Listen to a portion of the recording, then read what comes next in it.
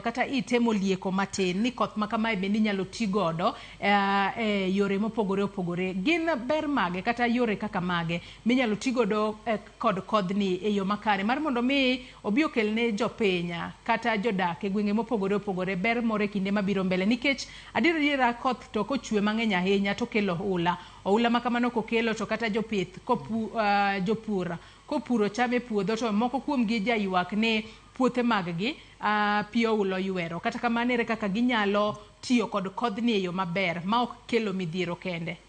Dominic. Erokamano. Koth ma wantiego e dwe mar 3 gi 4 gi 5 ni sani e dwe mar 4 wanyalo tiyogo bende e yo makare.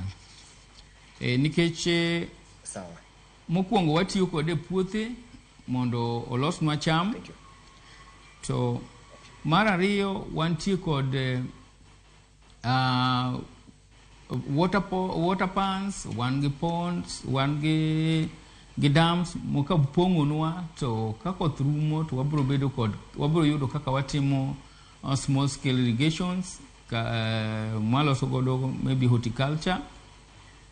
Again ka wadhi kuonde kaka Nyadorera, Nyando, kodhni jakelonwaga silt deposits lope moko moywere lope jomoko koago malo kocha to kelo olonwa ka. Koro ka koth orumo to wadhi wapuro puothego to wayudo ka gin gi manyiwa maber kendo gikonyowa e yudo chiemo. To maduong' moloyo wan bende wan koda gik moko kaka iluongo nang'o tanks moko mwajaketo mwatimogo roof harvesting mar pi. Gin bende ka gipong' to gijakonyowa e weche mathoth, kata kaka yudo pi maber mar modho ka koth oserumo.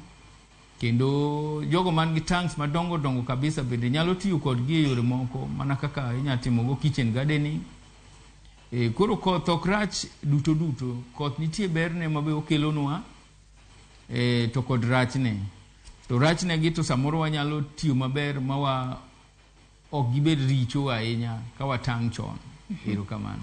To bende ma sama jopur onego bed ni kome kose onego bed ni yudo ni ne gisekomo kendo sani koro koth machwe ni owinjo bed ni konya cham mane gisekomo mar mondo mi onyage e yo makare. Dominic. Erokamano. Sana to jopur sani to onego bed ni osekomo. Kaka gigo kaka bando to onego bed ni wasekomo, bel wasekomo, gik moko kaka oganda wasekomo, nikech en ga thuolo mar dweche 3.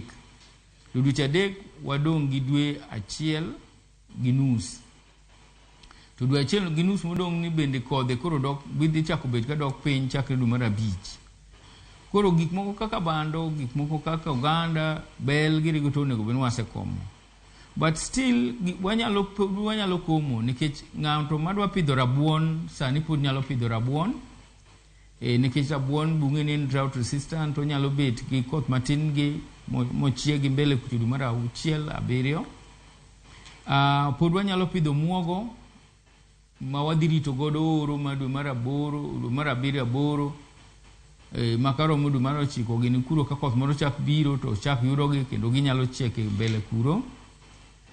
Pod ok wanyal ling'a kaka jopur, pod wanyalo pidho gik mang'eny kaka ng'ama nigi puodho mafalo pod nyalo pidho gik moko kaka nyanya.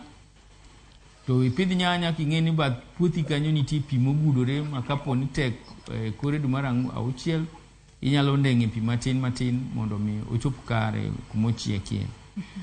Erokamano. Kia kwasetudore kod Victor e yo makare.